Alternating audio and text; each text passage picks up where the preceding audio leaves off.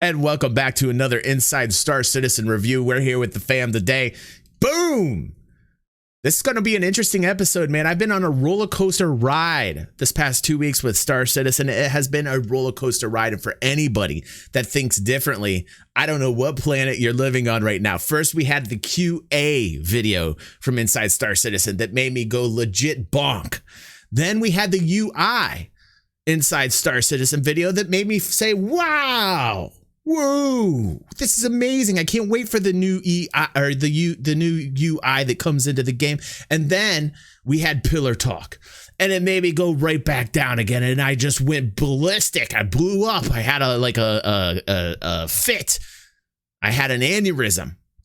Couldn't believe it. So I was back down again, then went back up when I saw the 3.7 content sploosh.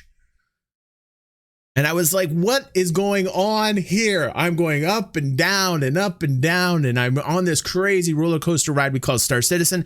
And today we're going to watch another Inside Star Citizen with our fam. And we're very interested in what they have to say. I'm hearing that it is about one of my favorite topics, the economy, in regards to inventory. So it's time. Let's start the show, everyone, and thanks for showing up.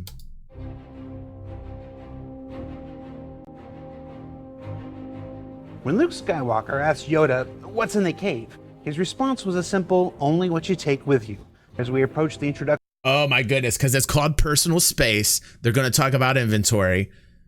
I'm so curious. This is a big one for industrialists out there.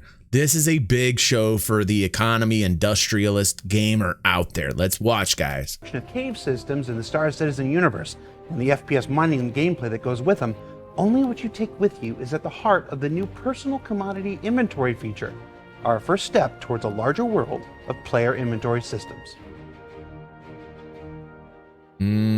Personal commodity inventory is the first step on the way to the full personal inventory. And what the personal commodity inventory does is it allows you to be able to pick up commodities after you've mined them and then actually put those commodities onto your armor or into your backpack. Now, obviously, how this differs from a regular personal inventory is that a personal inventory would normally be able to store items. So you'd be able to put small, guns or magazines or other different items like a Big Benny's box and store them in your inventory.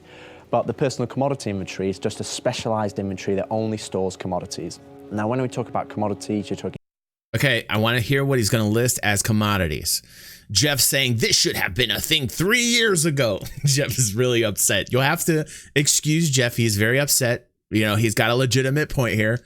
Everybody just take a breath and let's be happy now. Come on, Jeff. Come on, Jeff. This is good for the game that they're bringing this in. This is what Jeff says, Red. This is what Jeff says. You guys should discuss it. Guys should discuss it while we watch this. People need entertainment value. So if you guys want to discuss this, go for it. Right now, I'm just watching exactly what the commodities are going to be. Jeff's like, okay, I'm going to settle down.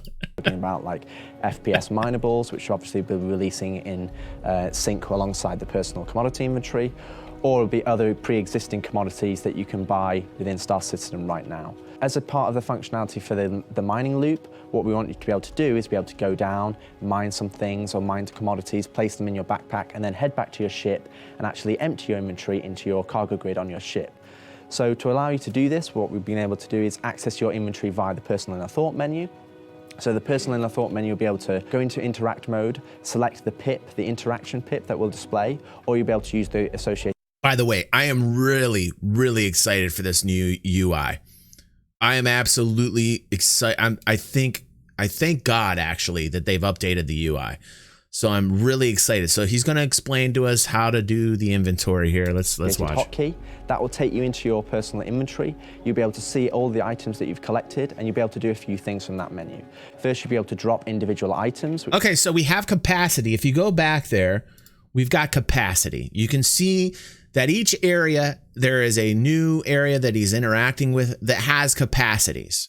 Now, it should be interesting to see what the actual square footage is in order to, or the actual unit of measurement that they use, which is, what is it again? M2? I forget exactly what the unit of measurement is in the game, but it should be interesting to see exactly how much they can fit in each box. It looks like there are multiple boxes that you're going to be able to fit things in. Let's see. I'm not going to interrupt here. Hold on. Let's watch. Let's watch. To do a few things from that menu. First, you'll be able to drop individual items, which will then drop them on the floor. What's going on, Damon? Welcome to the stream, bro. You'll also be able to select a Store All button. SCU. Thank you, Tarzan. Thank you. You'll basically store all of the things that are inside your backpack at that particular moment in time and store them in a cargo box at your feet. So you'll be able to load up your backpack and then go to the ship, unload into a cargo box, and then when you go to the kiosk, you'll be able to sell those items as loot items directly from your ship, or you'll be able to access those items directly from your core. Okay, so it looks like we're talking about physical, tangible inventory, which I don't think is a bad thing. Actually, looking at it this way, I expected this was the route that they were going to go, and I can't say that I'm displeased. I think that there's a few obstacles in the way with this, but if we're talking about like inventory, physical inventory, it looks as if all physical inventory will actually be physical at this point from what I'm watching, which is not a bad thing. That actually is kind of very real. So hopefully that, like, for large entrepreneurs, for people in the economy that really love to have tons of fucking inventory, hopefully there will be a never ending amount of boxes that you can continue to stuff. And also, I hope that there are other types of NPC characters or player characters that can help you with inventory, that can actually help pack up these multiple boxes. I'm wondering if there are limits. That's what I'm wondering. It's like I'm looking for an indicator on limit. If you have them already stored in there. That's the first step. Obviously, later down the line, we'll hope to be actually introduce the item functionality as part of the iCache system, which will allow us to store all of the things that you collect and over and above commodities. But this is okay. So this is just for commodities, not for anything else at this point. So commodities, they're labeling such things as ore and minerals and very basic kind of items that are out there. Eventually, they will talk about different types of sellable items that you'll be able to introduce later down the road. So that's good. But I'm certainly wanting to know if there are limits. The Hall E is your limit. No. Awesome. That's a good comment, bro. I'm hoping that there really are no limits. I'm hoping that you can keep stashing as much inventory as possible for as large and larger as you get as an organization, because if there is a top end, then that means that there is a limit, and that means that there is a limit to the full capacity that you can get, that there will be a cap on growth, which is not good for people that actually love to build larger organizations. So far, I've not heard about any limiting. So I am happy. Is the first step in that direction. The Harbinger and the Sentinel, two Vanguard variants with kick-ass names. So that was it on it. So that was just a taste. Thank you so much. Welcome to the family, Ambrook.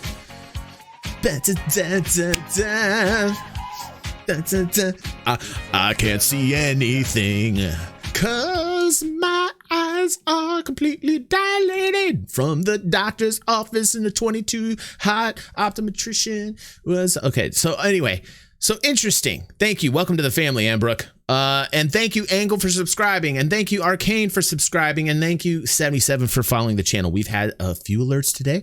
Got to give props out to the people who've supported this channel. Thank you. Support of this channel is very appreciated. Thank you. Devastating purposes. They're well on their way towards inclusion into the upcoming Alpha 3.7. Let's take a look now through their modular interiors and still progressing paint. Okay, so the Harbinger and the Sentinel. Now, this is going to be really interesting. I've been looking forward to this. This is new ships. Oh, Damon's bringing in some alerts. Boom! Support coming in with the positivity. Thank you, Damon. Thank you so much for the subscription, bro. Look at this man. This man has subscribed for 22 months. Hardcore supporter. Thank you so much, Damon, for that subscription. So that was just a taste of the inventory, a taste of the economy. It made me more hungry. So what they just went over, guys, let me just say, so far we didn't see any limits. So far we know from what they showed us that the economy is a physical thing. I'm actually kind of happy about that. So I'm liking this episode so far. Now let's look at some new ships. So this is the Vanguard Sentinel. Right now, the color scheme on this is temporary. We're kind of experimenting just to see what we can do. The actual exterior of the Vanguard Sentinel is the same body as the Warden and the Hoplite. The actual weaponry and armaments are different. The main thing that changes with the Vanguard Sentinel is the central habitation pod. So this is where the inside looks really sexy. Place. So the actual terminal, it's like a larger version of what you have in the Vanguard Warden. He has some screens for diagnostics. Yes. Right now they're using temporary displays.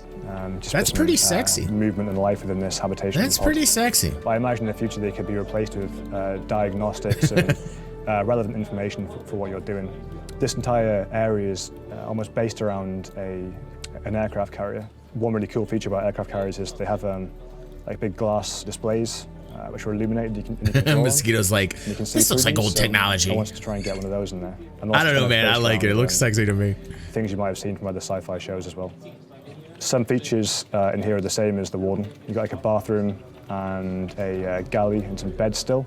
The main feature is this hacking station. I'm actually very fascinated with ship design. You know, like I'm really fascinated with what they're doing here, and the fact that when you're flying in these ships, you can walk around them, and you know, like you're on a flat level plane, and the ships can be spinning 360 degrees, and crazy things can be happening, and yet you're able to like just walk around in the ship.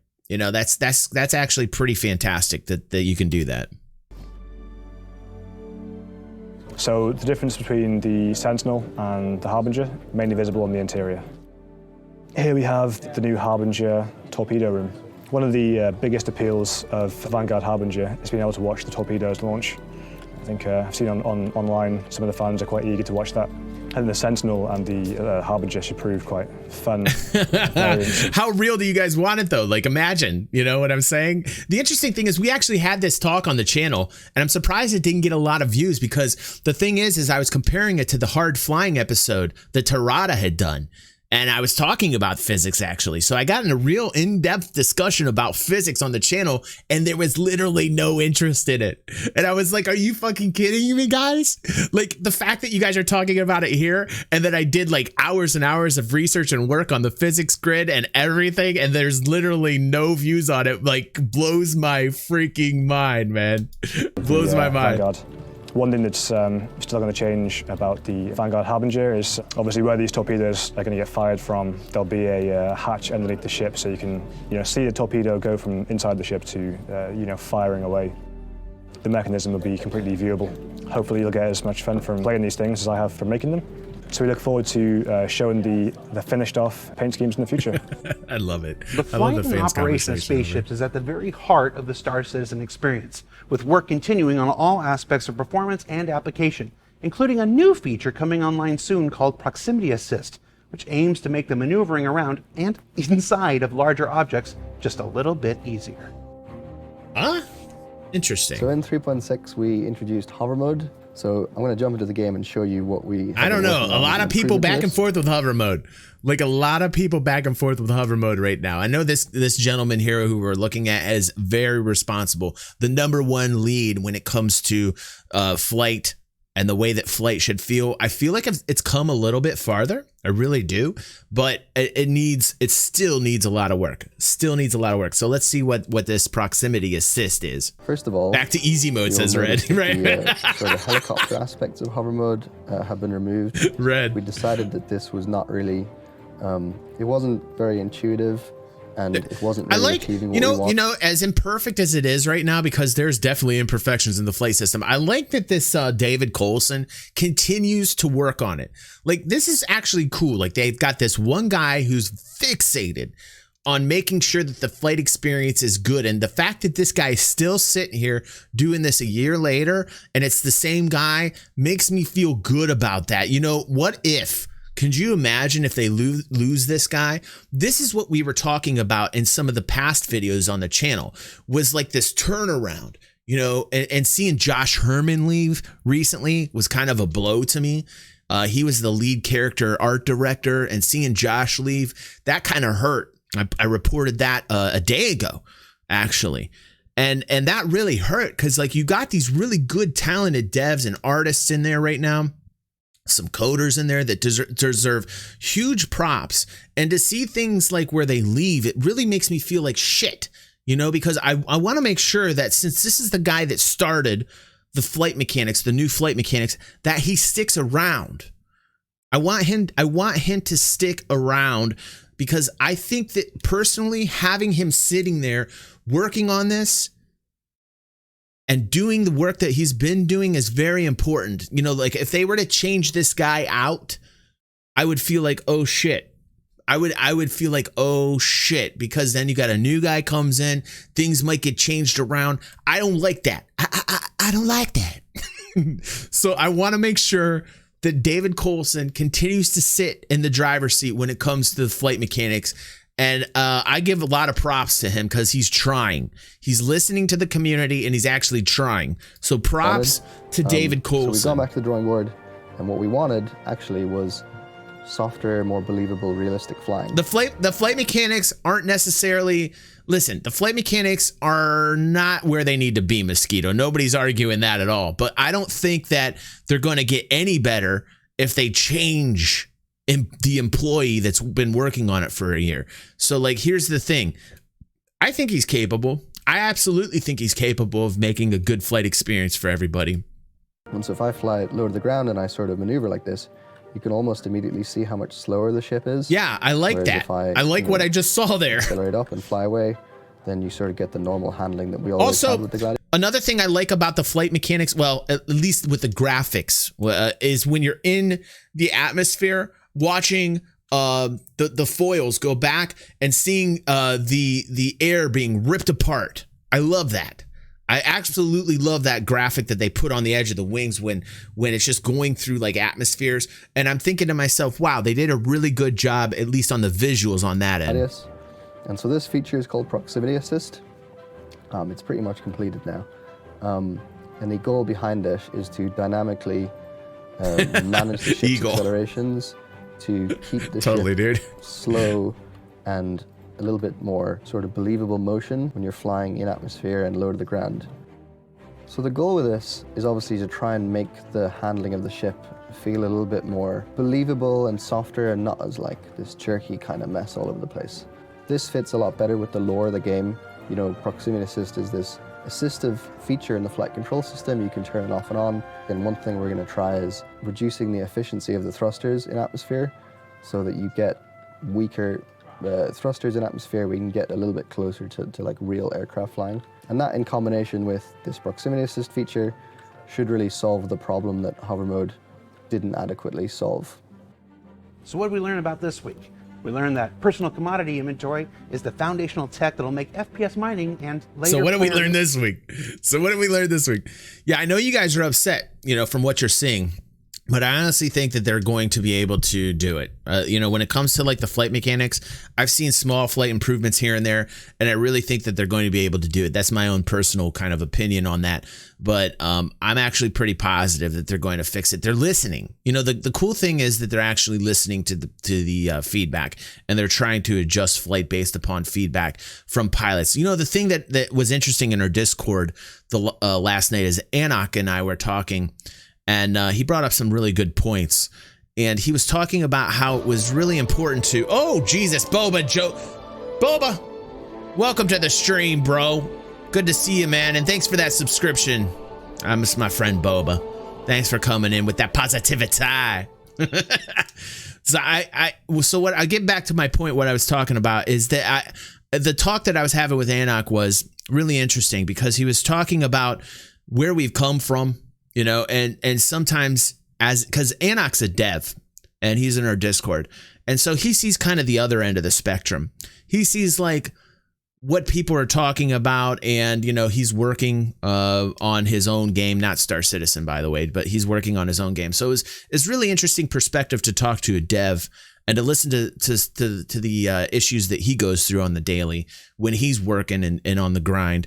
And it was nice to see like him talking about listening to feedback from people. He had like a lot of different things to say.